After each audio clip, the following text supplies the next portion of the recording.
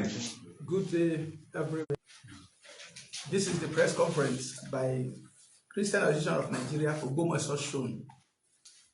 This press conference is called to set the record straight on the accusation made against the Ogbomoso Christian community by the chief imam of Ogbomoso, Alhaji Toliat Ayilara, on Friday, March 28, 2025. There are several remarks made over the months by Imam Toliat Yunusa Olushina Ayilara, which persistently smack the extremism and religious intolerance. This experience have shown it could be a tinderbox for religious crisis. Alhaji Toliat Ayilara on Friday, March 28, 2025, hit the airwaves with a pointed accusation against the Christian community and the Christian leader. He, however, did not name as causing division among Muslims in the Ogbomoso community. From time immemorial, the good people of Ogbomoso land have lived together peaceably and harmoniously, despite our varied religious affiliation and diversity of tenets of faith. Almost every family compound in our city is peopled with Christian, Islam, and even traditional religion devotees who have shared life, career, and culture together without one day of anchor. Again, we make bold to say that we respect the sanctity of religion, and as peace-loving follower of Christ, we have never and we will never upset a Muslim brother in any way.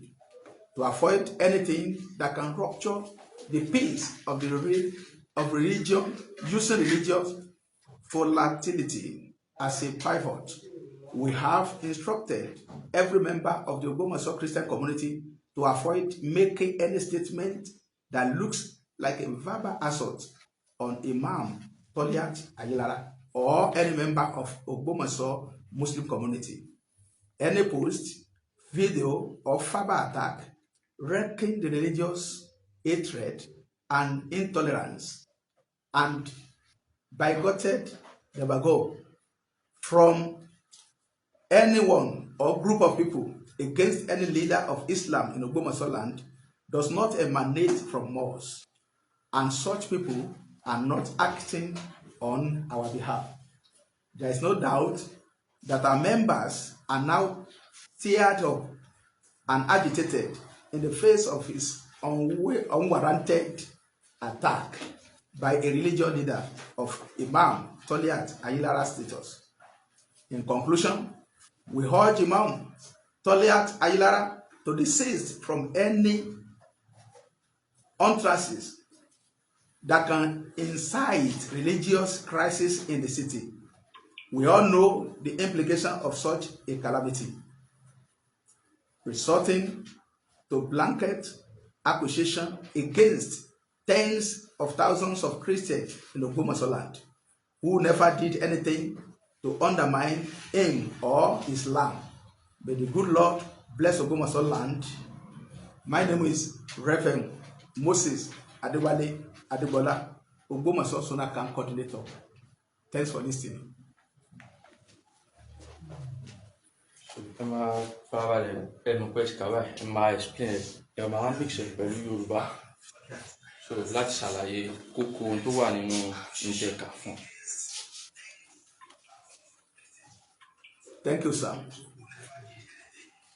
A wà níbí gẹ́gẹ́ bí àpéjọpọ̀ ọmọlẹ́yìn Kristi ti ilẹ̀ Ògbómọ̀ṣọ́ local government márààrún, Ògbómọ̀ṣọ́ North, Ògbómọ̀ṣọ́ South, Oríire, Surulere and Ogoluwa, láti sọ nípa ọ̀rọ̀ tí Chief Imam Alhaji Toliat Ayilara tí wọ́n sọ jáde ní ọjọ́ 28 oṣù kẹrin tí a wà nínú oṣù kẹta, ọjọ́ 28 oṣù kẹta ọdún tí a wà nínú rẹ̀ yìí, nípa ẹ̀sùn tí wọ́n fi kan àwọn ọmọlẹ́yìn Kristi nílẹ̀ Ògbómọ̀ṣọ́ pé àwa là ń da ẹ̀sìn ìsìláàmù rú, èyí tí àwa ń sọ báyìí lónìí wípé kò rí bẹ́ẹ̀. Láti àkókò tó pẹ́ o láti jọ ń gbé papọ̀ nílùú Ògbómọ̀ṣọ́. Ẹ̀sìn mẹ́ta tó ṣe pàtàkì ló wà nílùú Ògbómọ̀ṣọ́. A ní Muslim, a ní Christian, a dẹ̀ ní àwọn ẹlẹ́sìn àbáláyé tó jẹ́ pé inú ilé kọ̀ọ̀kan kò sí ilé tí àwọn mẹ́tẹ̀ẹ̀ta yìí ò pé ń bẹ̀. A jọ ń gbé papọ̀, a jọ ń nájà papọ̀, a jọ ń jẹ papọ̀, a jọ ń mu papọ̀ tí ò sí wàhálà kankan. Ọ̀ǹtì ìgbà tí bàbá tí ó jẹ́ Alhaji Imam Toliat Yunusa Olúṣínà Ayílára sọ̀rọ̀ yìí pé àwa là ń da àwọn rú léyìí tí ò yí bẹ́ẹ̀. Ògbómọ̀ṣọ́ Christian community àwa gbàgbọ́ pé ọ̀kan náà ni wá, ọmọ ìyá sì ni wá. A sì lè láíláí ṣe tó lè kó bá àwọn ará wa, àwọn èèyàn wa, ẹbí wa, ọ̀rẹ́ wa tí wọ́n jẹ́ ẹ̀sìn kejì tàbí ẹ̀sìn àbáláyé.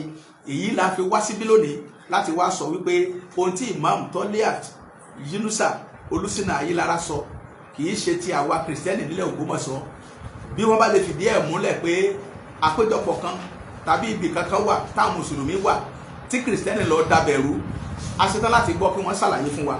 Ọ̀rọ̀ tí wọ́n sọ yìí kì í ṣe tiwa. Èyí ni a fi wá bí lónìí láti wá sọ fún gbogbo àwa tí à ń gbọ́ wa pé ohun tí wọ́n wí yìí, kìrìsìtẹ́nì Ògbómọ̀ṣọ́ wà fún àlàáfíà, a sì máa wà fún àlàáfíà. Kódà àti bá gbogbo àwọn ènìyàn wa sọ̀rọ̀ tó jọmọ lẹ́yìn Kristi pé kò sí ẹnì kankan tó gbọdọ̀ sọ̀rọ̀ tí ò da sí mùsùlùmí kankan tàbí Alhaji Toliat Ayílára yìí, Toliat Ayílára, wọn ò gbọdọ̀ sọ̀rọ̀ tí ò da sí. Bọ̀n táwa ń sọ lónìí ni pé ohun tí wọ́n sọ fún ẹ̀sùn níbi kan wáyé kì í ṣe tiwa. Adúpẹ́ sà.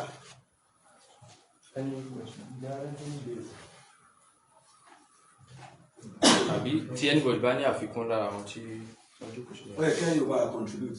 Apart from the presentation of the card chairman, we supposed to have at least two. The ex officio or the present. Let have immediate past chairman. Okay, yeah.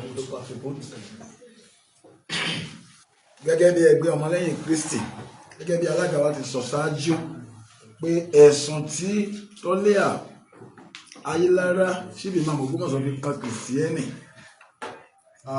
kò yẹ kó rí bẹ́ẹ̀, torí pé wọn ò lè fìdí ọ̀rọ̀ yẹn múlẹ̀. Tó bá ṣe pé wọ́n lè fìdí ọ̀rọ̀ yẹn múlẹ̀ kí wọ́n jáde sí gbangba pé àwọn tí ń dà wọ́n rú nẹ̀. So àwa Kristẹni l'Ógbómọ̀ṣọ́ àlàáfíà la wà fún, àti wọnú ara wa. Àwọn ò sì fẹ́ kí jẹ́ ẹ̀sìn ó ṣẹlẹ̀ l'Ógbómọ̀ṣọ́, a sì mọ̀ pé ò ní ṣẹlẹ̀ lágbára lọ́wọ́ Ọlọ́run.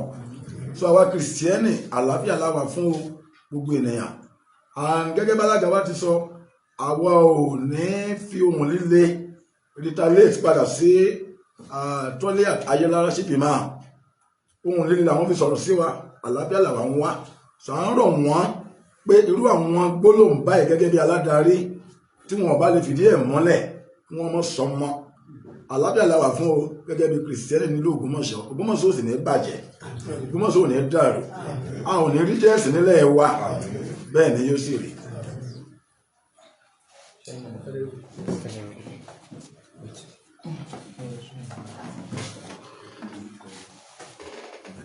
Orúkọ tèmi ni Venerable Dr. Gabriel Adékúnlé Abíọ́dún, CAN chairman fún Ògbómọ̀ṣọ́ North Local Government.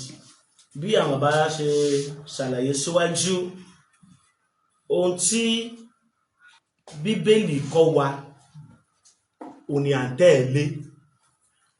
Jésù fi ìpìlẹ̀ ìfẹ́ lélẹ̀. Bíbélì wí pé bó ṣe wà ní ipa ti yín, ẹ máa wà ní àlàáfíà pẹ̀lú gbogbo ènìyàn. So àlàáfíà, Jésù yìí gan maládé àlàáfíà ni, bí ó fi ìpìlẹ̀ ìfẹ́ lélẹ̀, ó sì fi àlàáfíà lélẹ̀. Ní tó kọ́ wa nìyẹn gẹ́gẹ́ bí ọmọlẹ́yìn Kristi. Gbogbo ènìyàn pátá la gbọ́dọ̀ fẹ́ràn, gbogbo ènìyàn pátá la gbọ́dọ̀ ní ìfẹ́. Gbogbo ènìyàn tá bá dé jọ gbé irú ẹ̀sìn yòówù kéènìyàn ó máa ṣe, bí a ṣe jọ ń gbéhùn, a gbọ́dọ̀ wà ní ìṣọ̀kan, torí pé ìlú kan lájọ wà, skul kan náà lájọ ń lọ, ọjà kan náà ni àjọ ná.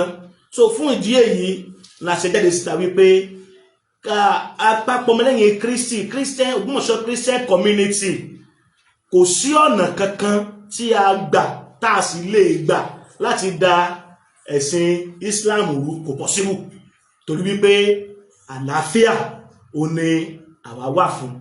A sì kìlọ̀ fún gbogbo àwọn ènìyàn wa tọ́jà àwọn ọmọ wa àwọn ọ̀dọ́ pé kẹ́nikẹ́ni ó mọ̀ sọ kankan.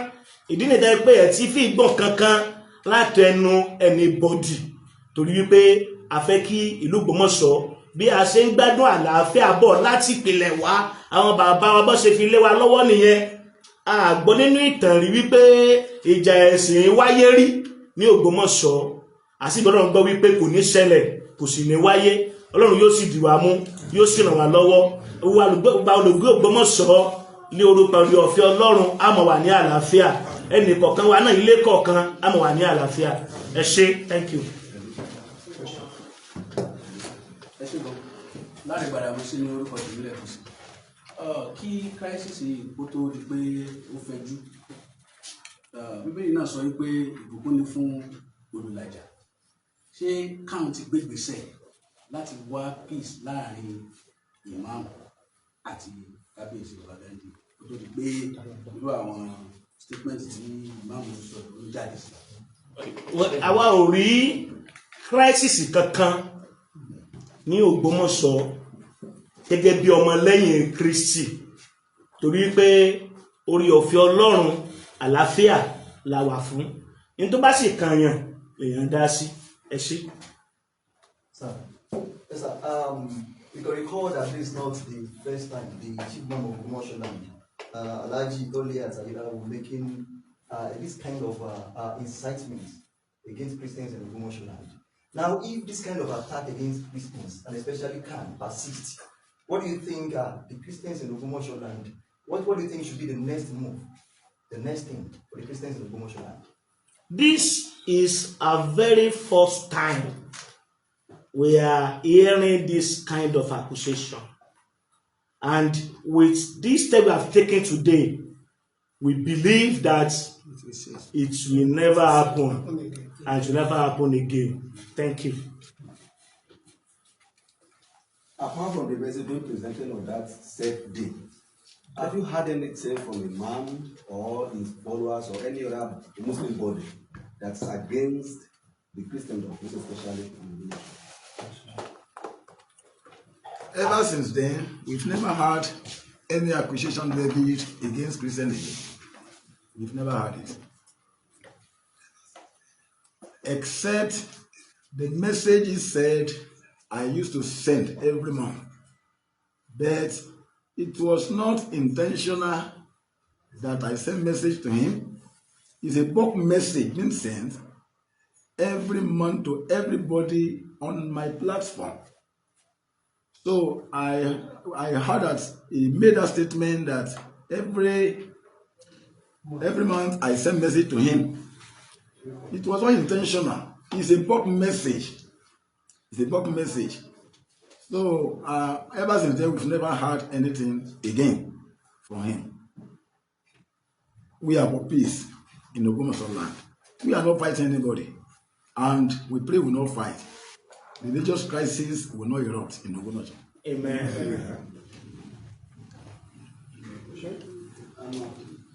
Please, I'm appealing to you, most especially can you caution you.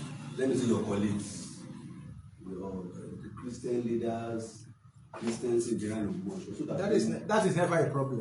We have done that because we have some Christian leaders when they are sending messages on the pulpit. Oh, what's up? And you know the era which we are now. Sherry, any tentative bomb is not a representative statement or our opinion, personal opinion. We've been trying to caution them, and I believe our people are ruling. They are not unruly. So, they don't go anything from anywhere. It's a pelato the one we want to go. Could they represent the opinion Christian? We have said that. Opinion of Waganda. Yes, sir. Any other questions? Or even from the house in general, from the camp members? What you think about the needs? So I'm very grateful for this kind of for this kind of gathering. Thank you, sir. one Yorùbá says ẹ má jẹ́ apẹ̀lú ọ̀bọ jẹ oko off camera off.